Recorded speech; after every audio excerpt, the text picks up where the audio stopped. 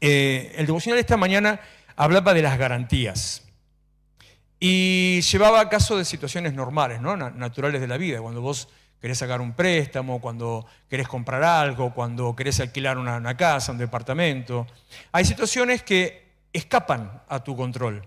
Hay situaciones que vos no las podés manejar por vos mismo. O sea, vos vas a sacar el crédito.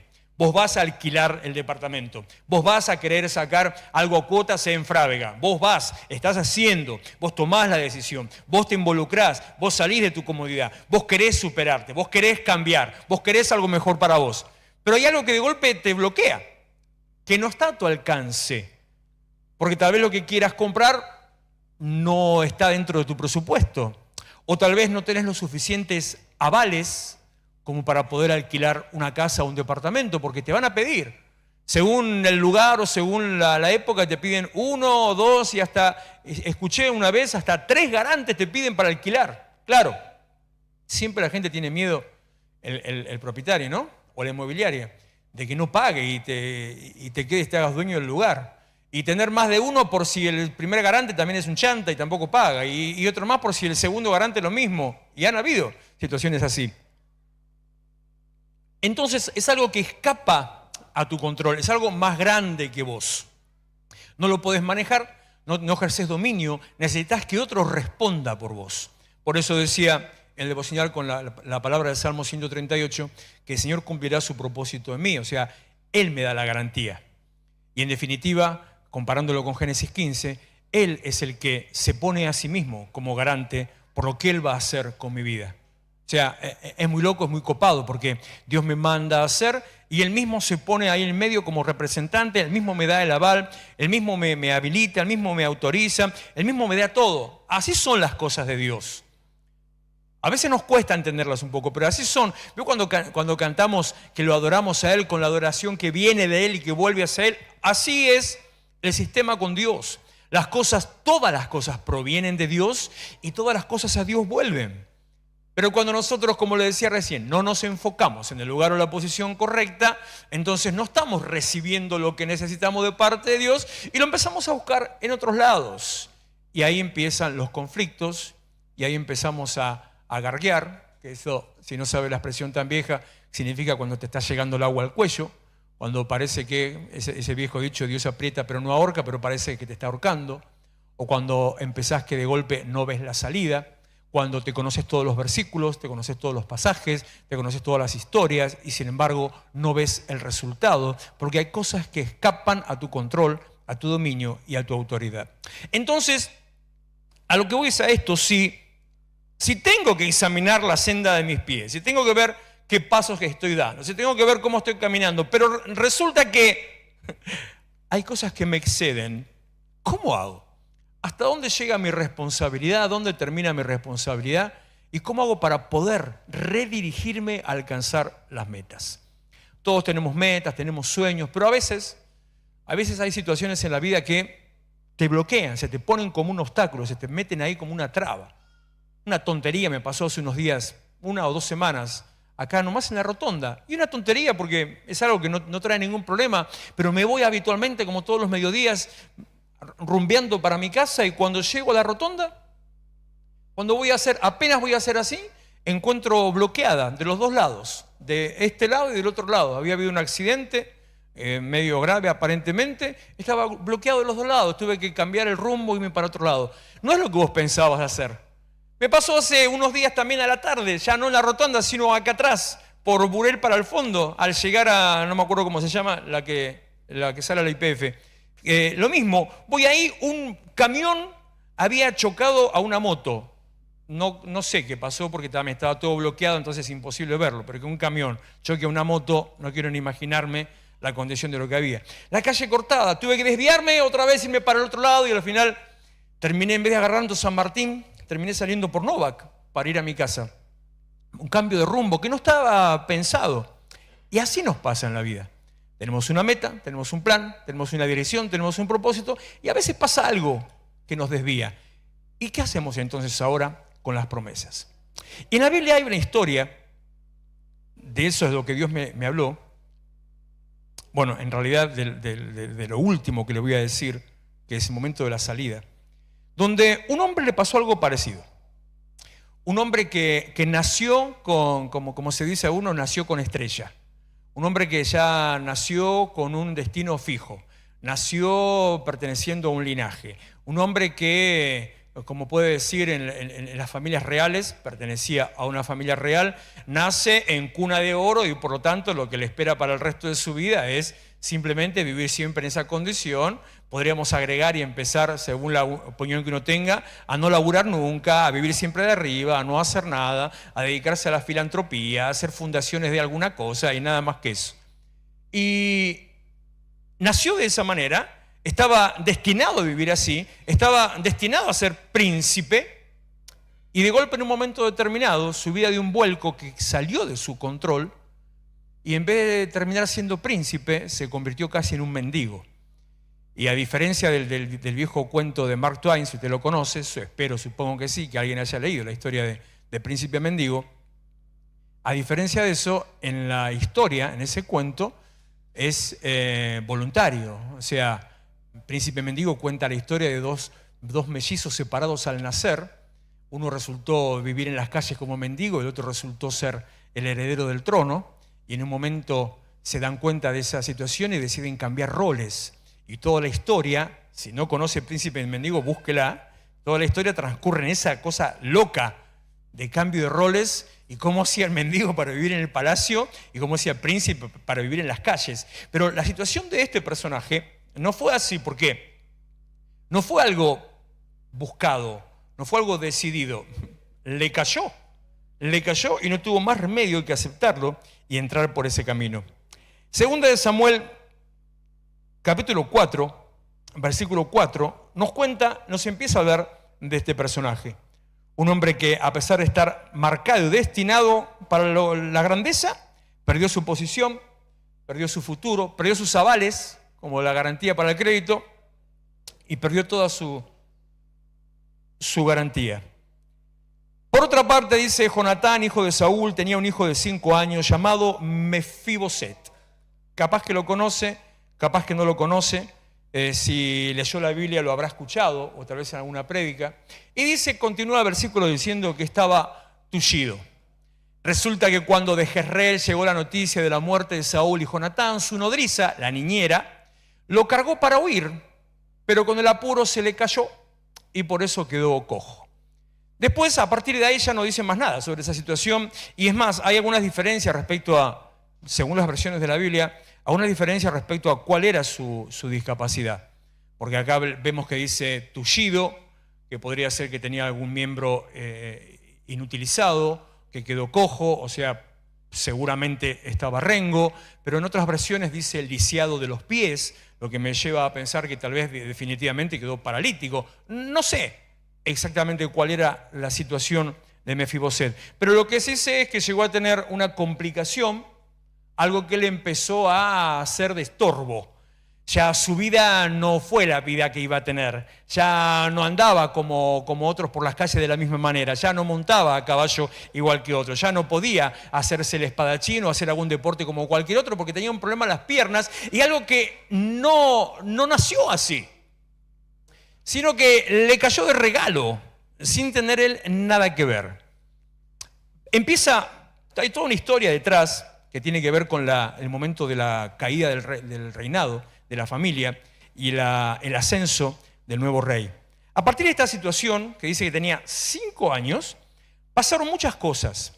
Entre esas cosas, fíjese un poquito haciendo un paneo a vuelo de pájaro, a vuelo de dron, en realidad, sobre la vida de Mefiboset. Él perdió su posición, perdió al padre, porque era hijo de Jonatán, había muerto en batalla, perdió al abuelo, que era el rey Saúl, que, bueno, entre que se suicidó, que lo mató el escudero, mitad y mitad, un poquito cada cosa. Por lo tanto, como era nieto del rey, no solamente que perdió la familia, sino que perdió su destino al trono. Él estaba destinado como heredero al trono, ya nunca más heredero al trono. Sumado a eso, y como era heredero al trono, de un trono que había caído, de un rey que había muerto, de otro rey que había muerto y había quedado sin control, entonces corría en riesgo su vida. ¿Vio esa frase de rey muerto, rey puesto? Eso significa que cae la corona, cae el linaje, matamos a todos. Por ejemplo, eso pasó con los hijos de Gedeón.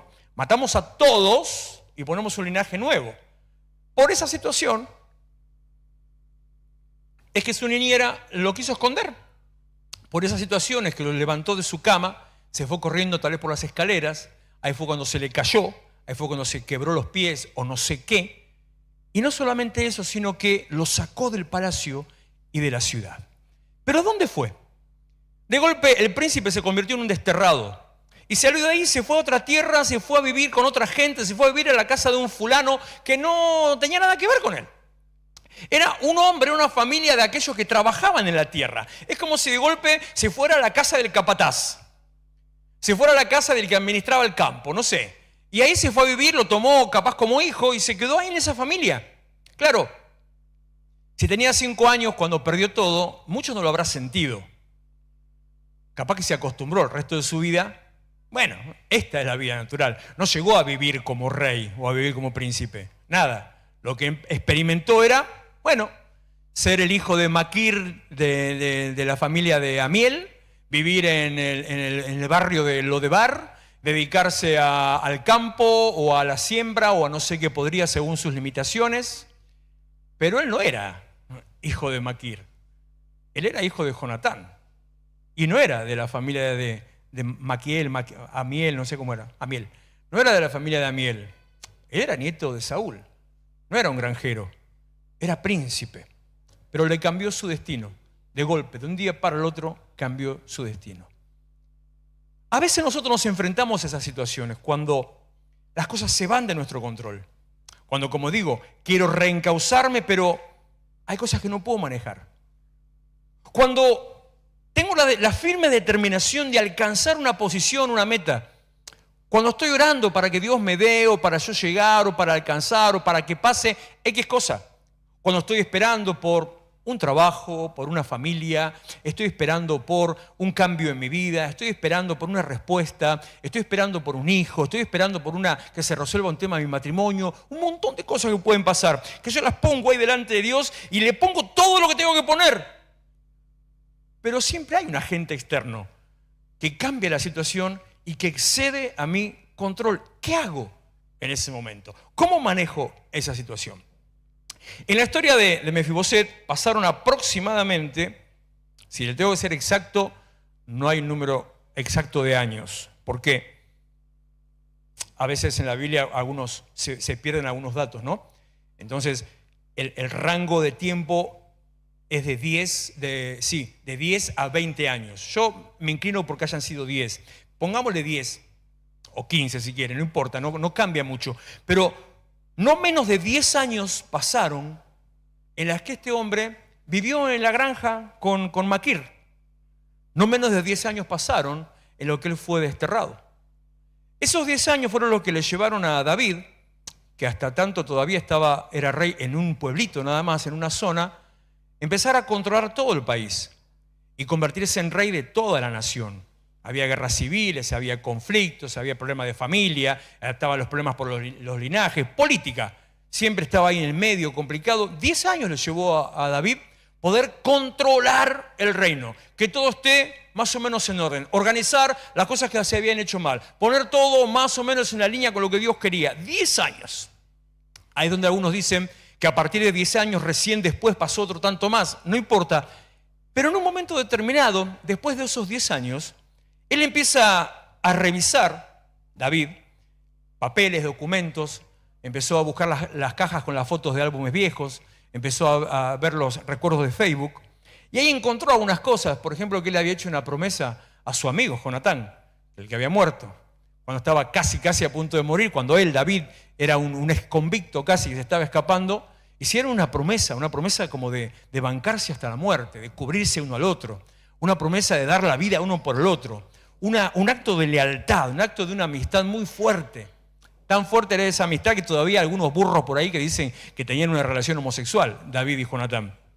Porque dice en el canto fúnebre, en 2 de Samuel capítulo 1, en el canto fúnebre, cuando David llora la muerte de Jonatán, habiéndose enterado que había muerto, dice un montón de palabras y dice, tu amor me fue más dulce que el amor de las mujeres. Entonces ahí se agarra a todo el mundo, ¿sabe qué? Y le empieza a dar a David y a Jonatán con que eran una relación homosexual totalmente sacado de contexto. Entonces, en esos 10 años, empieza a revisar papeles y se encuentra con esa promesa y empieza a investigar. A ver, y dice, 2 de Samuel, capítulo 9, versículo 1. El rey David averiguó si había alguien de la familia de Saúl a quien pudiera beneficiar en memoria de Jonatán. Y como la familia de Saúl había tenido un administrador que se llamaba Siba, mandaron por él. Cuando Siba se presentó ante el rey David, este preguntó, ¿tú eres Siba? A sus órdenes respondió. ¿Y para qué ponen esas cosas en la Biblia? No, ya está de más, pero bueno. ¿No queda nadie de la familia de Saúl a quien yo pueda beneficiar en el nombre de Dios? Volvió a preguntar el rey. Sí, todavía le queda a Jonatán un hijo, o sea que no tuvo otros, y si los tuvo había muerto. Todavía le queda a Jonatán un hijo que está tullido de ambos pies, por eso digo, para mí estaba directamente paralítico. Le respondió Siba al rey. De esta expresión del administrador, digo, este pibe, Mefiboset, que andaría entonces ahora ya, digamos, por los 20 años, era el heredero al trono. De un linaje que se había cortado, pero heredero al trono. Como todavía hoy, en la actualidad, existe, por ejemplo, en Francia, existe la familia real de Irán, los herederos al trono de Persia. Como existe, no sé si viven en Alemania o creo que ahora volvieron a Italia, todavía existen los herederos del trono de Italia. Cuando vino la revolución comunista que los sacó, entonces ahí los echaron de Italia y están ahí los herederos, los descendientes de Humberto I.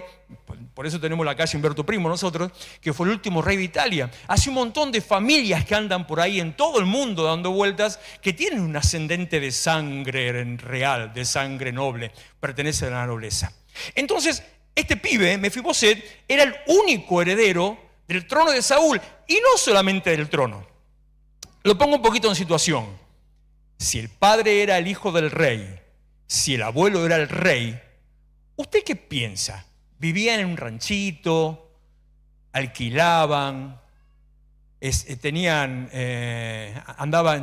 tarjeta SUBE, andaban en colectivo. ¿Qué piensa usted? Seguramente el rey y el hijo del rey, del cual dice la Biblia que Jonatán tenía su propio palacio, ellos tenían sus riquezas, tenían sus tierras, tenían sus bienes, tenían sus propiedades, tenían sus posesiones, tenían sus grandes tesoros. ¿Y dónde estaba todo esto? ¿Y qué pasó con las tierras de Saúl? ¿Qué pasó con las tierras de Jonatán? ¿Qué pasó con las propiedades de Saúl? ¿Con las propiedades de Jonatán? ¿Qué pasó con el castillo de Saúl? ¿Con el oro de Jonatán? ¿Qué pasó con todo eso? Parece que pasó algún político argentino por ahí que enseguida le encontró destino rápido para todas las cosas. No, lo que pasó fue que Mefiboset, en el momento de su destierro, perdió su identidad, perdió su posición, perdió su condición, perdió su herencia al trono y también lo estafaron. Porque este fulanito, a quien David llamó, era el administrador de los bienes de la casa. Y los bienes de la casa tenían dueño, que era Mefiboset. Digo, póngale, se fue a vivir a la casa de Maquir. Bueno, si Maquir lo tomó como hijo, si lo adoptó, si Maquir fue el tutor o el padre adoptivo de Mefiboset, ¿acaso la herencia no le tendría que haber manejado ese tipo? Bueno, sin embargo no.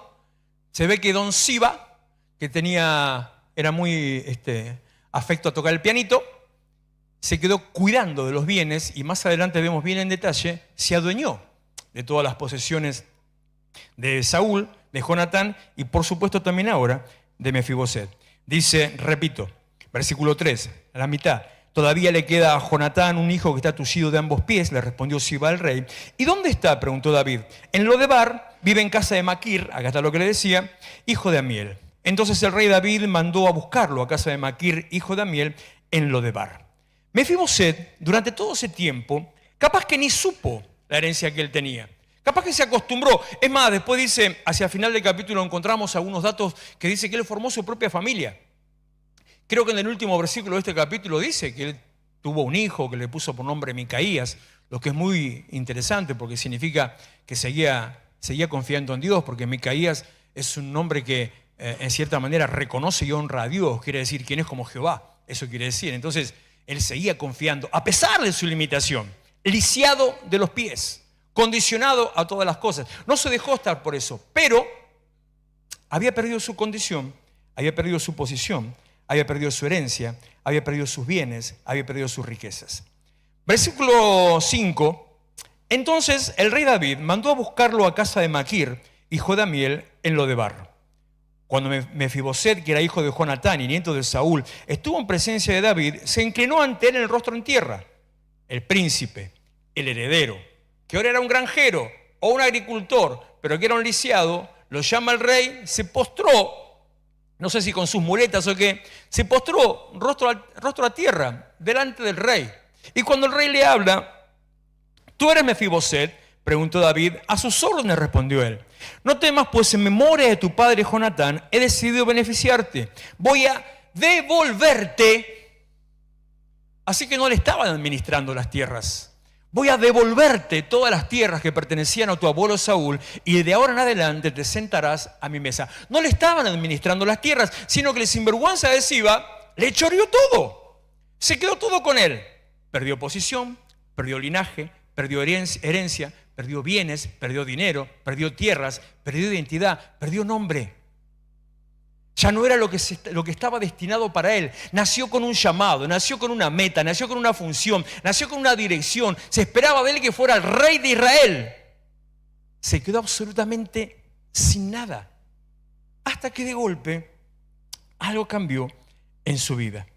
En memoria de tu padre Jonatán he decidido beneficiarte, voy a devolverte todas las tierras que pertenecían a tu abuelo Saúl y de ahora en adelante te sentarás a mi mesa. Hay una canción vieja por ahí, usted no la va a conocer, capaz que Ana, me hace la segunda, la conoce, de Dani Berríos, que dice, el rey te volvió a llamar. Viste como ya sabía bien Ana, aguante Ana. Es una canción que canta la historia de este tipo, está muy buena. Pero no es, usted no va a entender de Dani Berrío, así que déjelo para otra historia. Si se luego cantara Heraldo a Dani Berrío, le agarra un ataque, le agarra una CB a Heraldo.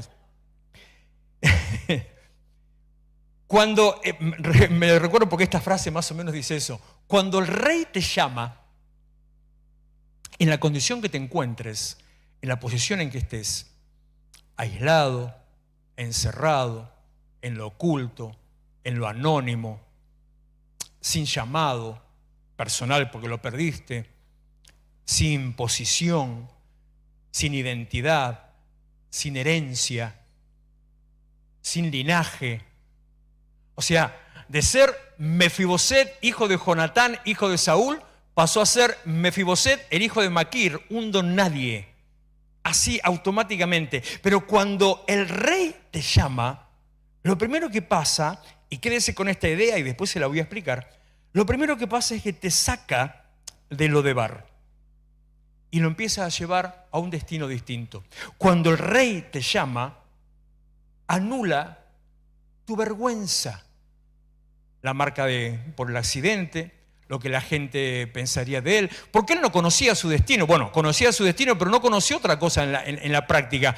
Pero el resto de la gente sí.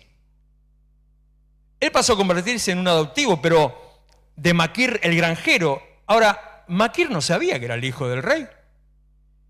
Claro, lo habrá querido esconder para que no lo mate, para que no lo vayan a secuestrar, para que no lo usen como sacrificio, para que no lo quieran usar para una rebelión política, qué sé yo. Y no se aprovechó un poquito también de él. Le podría, con esta trama le podría contar infinidad de películas que más o menos tratan de esas cosas, porque eso es un poquito de la historia del mundo. Más que nada en los reinados. Con los reinados han habido cosas tremendas, impresionantes. Pero cuando el rey te llama, te saca de Lodebar. Cuando el rey te llama, anula tu vergüenza. Cuando el rey te llama, cambia tu condición y cambia tu posición. Entonces le dice, versículo, al final del 7 otra vez, de ahora en adelante te sentarás a mi mesa. Versículo 8, Mefiboset se postró y dijo, ¿y quién es este siervo suyo? Le dice el rey, para que usted se fije en él. Si no valgo más que un perro muerto. Me hizo acordar a cuando el mismo David se enfrentó con Goliat, y en el momento que estaban ahí discutiendo que Goliat le iba a pegar un piedrazo, Goliat le dice, ¿qué venís a mí como si fuera un perro? ¿Qué habrá sentido, digo yo, David, en ese momento cuando ahora el heredero le dice, soy un perro muerto? Se habrá acordado de cuando él derribó al gigante que se consideraba, que pensaba que lo estaba tratando como un perro, y se veía ahora delante de alguien que le decía lo mismo: no soy más que un perro muerto. Cuando viene algo sobre tu vida que te saca de tu condición, cuando tal vez accidentalmente, porque la niñera tuvo buenas intenciones. Cuidado con las buenas intenciones a veces, ¿no? Porque ella lo que quiso es salvarle la vida, y sí le salvó la vida, pero a costa de un montón de cosas que perdió. Cuando alguna situación te corre del lugar que le pertenencia, cuando alguna situación que te pasa, cuando alguna experiencia que tenés, cuando vivís alguna situación traumática, cuando de golpe te sentís o estás encerrado, tal vez en un 1x1 o en un 2x2 espiritual, que seguís dando vueltas y vueltas, y no como la de Santiago 1, verso 2, sino vueltas y vueltas en tu condición, en tu dolor, en tu miseria, ¿por qué no? En tu pecado. Capaz que encima llegás a decir: no, después de esta ya está, ya no hay más. Porque a eso te lleva la condición, a eso te lleva el enemigo. Próxima serie de mensajes a partir del mes de marzo, porque en febrero me parece que no da todavía. A partir del mes de marzo, el título no lo tengo todavía, pero es algo así como, le va a gustar, el título es algo así como Rompiendo Maldiciones Generacionales. ¿Le gusta? Da para un poquito de morbo, ¿no? Da para hacer algo medio así, medio de Halloween, una cosa de esa. Rompiendo maldiciones generacionales. Entonces cuando las cosas, las condiciones, la situación, qué sé yo, lo que te pasa te aísla y te encierra en Lodebar, que es donde vivía este pibe, este hombre ya, perdés tu identidad, perdés tu esencia, perdés tu nombre. En Lodebar perdés tus metas y tu destino. En Lodebar perdés la conexión con tus promesas, te olvidás de las promesas. En Lodebar te olvidás del llamado, de lo que Dios dijo sobre tu vida, de lo que Dios te habló hace unos días, de lo que el profeta Curichumbi vino y te repitió que Dios te dijo, porque la profecía siempre tiene que repetir o validar lo que Dios ya te habló en forma previa. Una profecía no cae de la nada, es lo que Dios te habló, gracias, previamente. Cuando la situación te tiró, te encerró en Lodebar, te olvidaste de todo. Y ya pensás: ya, ¿para qué? Otra vez voy a empezar. Pero una promesa todavía te puede rescatar, porque Dios es el que mantiene el cumplimiento de las promesas. Dios es el que permanentemente renueva los pactos. Entonces, una promesa todavía te puede sacar. Vuelvo a versículo 7 que dice: no temas, pues en memoria de tu padre Jonatán he decidido beneficiarte y voy a devolverte todas las tierras que pertenecían a tu abuelo Saúl, y de ahora en adelante te sentarás a mi mesa. Una promesa que casualmente no fue sobre él, pero sí lo impactaba a él, porque dice la palabra, dice el libro de Éxodo, que cuando Dios decide bendecir a alguien, esa bendición de aquel que honra a Dios se transmite de generación en generación. Entonces, cuando una promesa impacta en tu familia y esa promesa viene de parte de Dios, esa promesa se transmite de generación en generación. Siempre va a terminar dependiendo de tu decisión y tu acción, pero la promesa está sobre vos. Es como si estuviera ahí esperando que vos la actives. Es como si tuviera un cheque esperando que lo cobres. Es como si estuviera ahí simplemente lista la membresía para que vos la aceptes. La promesa estaba ahí, y la promesa que le hizo David a Jonatán activó eso, que él pudiera salir de Lodebar. Y saliendo de Lodebar, empezar a vivir en la casa y en la mesa del rey. Ahora, te dije que iba a ir fluyendo a medida que iba hablando, y así es como está pasando. Te dije que al final te iba a decir más o menos la clave de esta situación, que es lo que Dios me habló. ¿Qué es Lodebar? ¿Qué significa Lodebar? No se trata de un bar que está en la esquina, ¿eh? Vamos, Lodebar, no. Lodebar significa sin palabra. Lodebar significa no palabra. Lo que me lleva a decir a mí que cuando hay situaciones en tu vida que te superan, que te sacan del control, que perdés el eje, bajo las que no tenés autoridad, cuando hay situaciones que te empiezan a hundir en la miseria, cuando hay situaciones que a vos ya te quitan tu linaje, te quitan tu identidad, te quitan tu llamado, te quitan la promesa, todas esas situaciones lo que hacen es encerrarte, desterrarte en un lugar sin palabra, para que no tengas acceso a lo que Dios tiene para decirte. Mira, cuando Caín fue desterrado, lo conocen a Caín, ¿no? No le tengo que explicar quién es. Cuando Caín fue desterrado, él fue enviado a la tierra de Nod, donde ahí edificó una ciudad y empezó a formar una nueva población. Nod significa errante. Caín fue desterrado y empezó a andar sin rumbo. No tenía dirección, no tenía propósito, no sabía qué hacer. Entonces se quedó en Nod, se casó con una mujer ahí, empezó a formar una familia y se convirtió en una raza separada del pueblo de Dios. Cuando David fue desterrado, porque en un momento David también fue desterrado, porque Saúl lo quería matar, él fue a la cueva de Adulam. Se escondió él solito, se metió en la cueva de Adulam. ¿Sabe qué significa Adulam? Significa amargura, encierro, dolor, con todo lo que aparte significa la cueva, el significado de la cueva, que es justamente el aislamiento, el encierro, eso que te empieza a cambiar tu visión, lo que cambia tu pensamiento, porque el encierro de la cueva y los olores de la cueva y la falta de oxígeno, todo eso va cambiando tu manera de ver la vida, te empezás a codear con los bichos, con las arañas, las cucarachas, con las lauchas, con las ratas, con los murciélagos, con todo eso, cambia tu entorno totalmente porque estás metido en un lugar de amargura, de angustia, de vacío, de dolor. Encima David no eligió mejor cosa que rodearse con chorros, criminales, endeudados, exconvictos. Lo mejor de la ciudad lo estaban acompañando a él, para que le den palabras de aliento todo el tiempo, ¿no? Para levantarle el ánimo. Cuando Mefibosé fue desterrado, fue sacado de su condición y su posición, y con una patadita en el traste fue echado a un lugar sin destino, sin llamado, sin propósito, a un lugar errante, sin palabra. Sabiendo que la palabra es lo que te puede levantar. La palabra es lo que te puede cambiar. La palabra es la que abre camino. La palabra es que entra a lo profundo de tu corazón. La palabra es la que te puede despertar. La palabra es la que te puede traer un llamado. Pero él no. Él quedó ahí solito, pobrecito, esperando hasta que, gracias a Dios y a la promesa que se mantenía, entonces de repente fue sacado de ese lugar. Cuando salís de tu lugar, te sacan de tu propósito, perdés la palabra que te puede salvar. Pero si está la promesa activa, la misma promesa te puede volver a sacar de ese lugar y ponerte en el lugar que te corresponde. Versículo 9, y ya voy terminando con esto. Pero David llamó a Siba, al administrador de Saúl, y le dijo: todo lo que pertenecía a tu amo Saúl y a su familia se lo entrego a su nieto Mefiboset. Te ordeno que cultives para él la tierra y guardes la cosecha para el sustento de su casa. Que te ayuden tus 15 hijos, no perdió tiempo Siba, ¿no? Que te ayuden tus 15 hijos y tus 20 criados. El siervo de Saúl, parece Lázaro Báez, tus 15 hijos y 20 criados. Ese era el sirviente, mirá vos. Que te ayuden tus 15 hijos y 20 criados. En cuanto al nieto de tu amo, siempre comerá en mi mesa.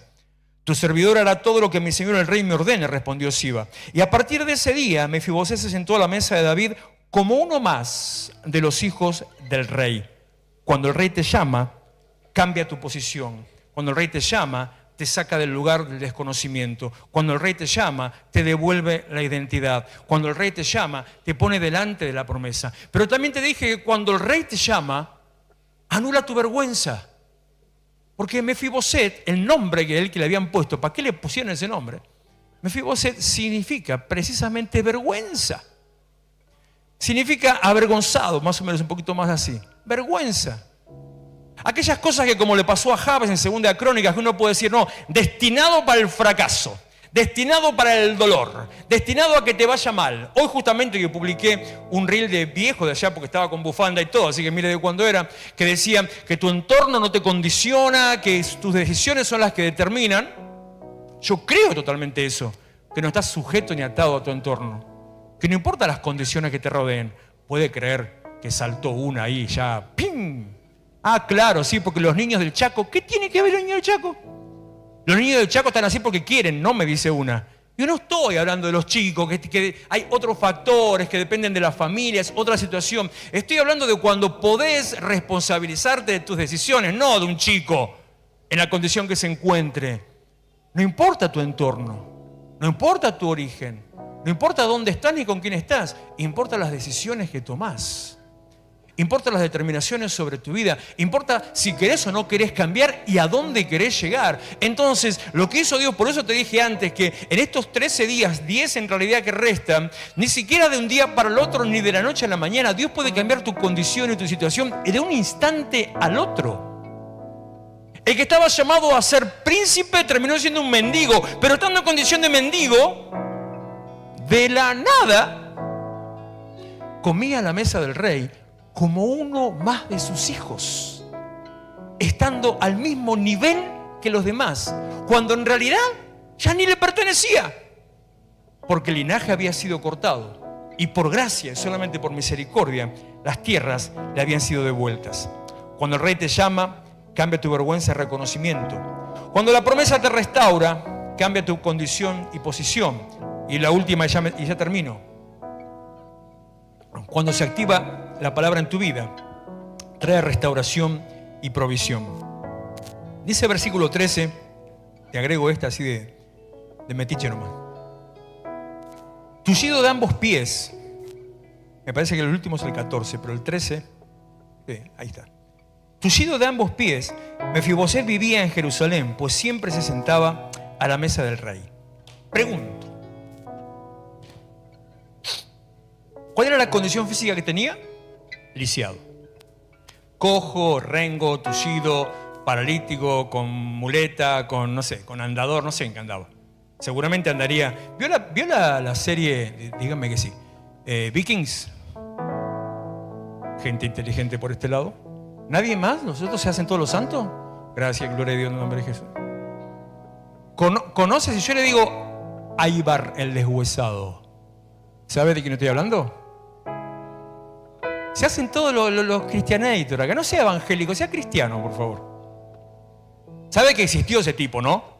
Ivar el deshuesado existió de verdad, de verdad. Y de verdad fue un rey de Noruega. Y de verdad era lisiado, de verdad. Bueno, en la serie estaba muy bien hecho, porque el tipo se inventó como un arnés y él se arrastraba con los codos y después se inventó una estructura como un esqueleto. Entonces andaba caminando, inventó un coso ahí de madera y él se mantenía parado, pero sus piernas no funcionaban. Bueno, capaz que Mefiboset andaba así, ya sea con muleta o con bastón, no sé cómo, pero andaba caminando. El Señor lo restauró, David lo levantó, cambió su condición, cambió su posición, le devolvió las tierras, le devolvió identidad, le devolvió nombre. Pregunto, ¿dejó de ser lisiado? Pero dice que se sentaba todos los días a la mesa del rey. Ah, mira, Daniel me entendió. O sea, cuando estaban todos sentados, ¿qué se veía de él?